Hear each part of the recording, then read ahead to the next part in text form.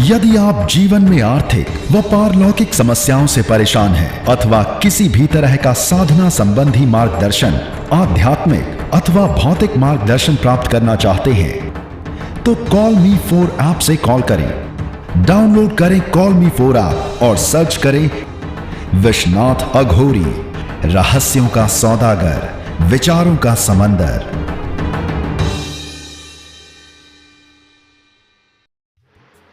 जय श्री महाकाल।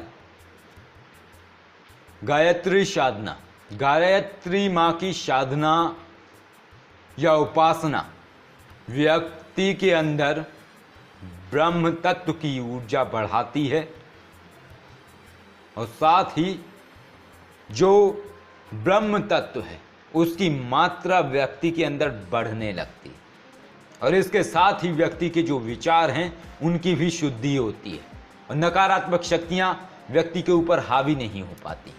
यह प्रभाव होता है गायत्री मंत्र का। जब आप गायत्री मंत्र जाप करते हैं उसका ये प्रभाव होता है कि गायत्री मंत्र के जाप से कोई भी दुष्ट शक्ति आपके समक्ष नहीं आ पाती है। और इसका एक दृष्टांत सुना देता हूँ, कहानी सुना देता हूँ, क्योंकि जो हकीकत लंबे वक्त से किसी के सामने नहीं आई हुई होती है या ज़्यादा वक्त हो जाता है जिस बात को, वो बात कहानी बन जाती है। तो एक व्यक्ति थे, उन्होंने बहुत ज़्यादा जाप किया गायत्री माँ का। कम से कम उन्होंने 10-11 लाख गायत्री मंत्र जाप कर ली। कोई चीज़ प्रत्यक्ष नहीं हुई उनके सामने, उन्हें कुछ पता ही नहीं चला कि क्या हुआ क्या नहीं हुआ। परेशान हो गए कि मैंने इतनी ज़्यादा साधना करी गायत्री माँ की, लेकिन कोई पता ही नहीं चला कि शक्ति आई या नहीं आई, कुछ भी नहीं पता चला। बड़े दुखी हो गए। इसके बाद उन्होंने भैरव जी की साधना करी, वो भी उन्होंने काफ़ी जाप किया, 5-6 लाख जाप किया, फिर भी कुछ नहीं हुआ, कोई नहीं आया सामने। परेशान हो गए। इसके बाद उन्होंने सोचा कि चलो अब मैं जिन्न की साधना कर लेता हूं।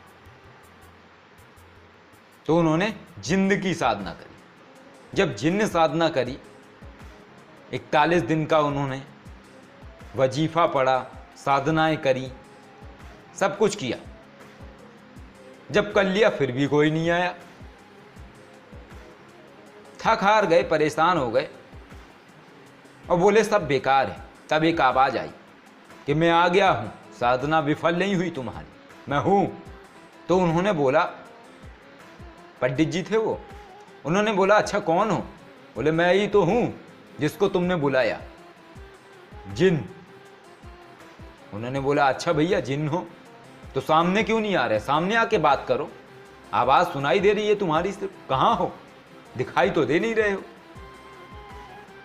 तब एक आवाज़ आई कि मैं आ नहीं सकता हूँ तुम्हारे सामने, मैं आ ही नहीं सकता हूँ, मेरी इतनी शख्सियत नहीं, मेरी इतनी ताकत नहीं कि मैं तुम्हारे सामने आ जाऊँ। पंडित जी ने दोबारा बोला अरे भाई मैं कोई दिव्य पुरुष थोड़ी हूँ, क्यों नहीं आ सकते हो आप सामने? तब फिर दोबारा आवाज़ आई कि अरे पंडित कैसी बातें करता है तू, मैं आ नहीं सकता हूं तेरे सामने। इसका कारण है, इसका ये कारण है, अगर मैं तेरे सामने आऊंगा तो जल जाऊंगा। पंडित जी ने बोला आखिर ऐसा क्या है, क्यों जल जाओगे? तो उसने बोला भूल गया तूने जो जाप किया है इतना गायत्री का, 10-11 लाख जाप किया है, उसकी शक्ति इतनी प्रचंड है और आज भी तेरे साथ है कि मैं भी तेरे सामने नहीं आ सकता। जैसे ही पंडित जी के कानों में ये वाक्य जिन्न के गए और जैसे ही ये शब्द पंडित जी के कानों से टकराए, पंडित जी की चेतना जागी। पंडित जी बोले तो मेरी गायत्री ही सही है कि जो बिना दिखे बिना आए उनकी इतनी शक्ति है कि तुम सामने नहीं आ पा रहे हो, तुम जल जाओगे, तो फिर उनसे बड़ा तो फिर कोई नहीं है।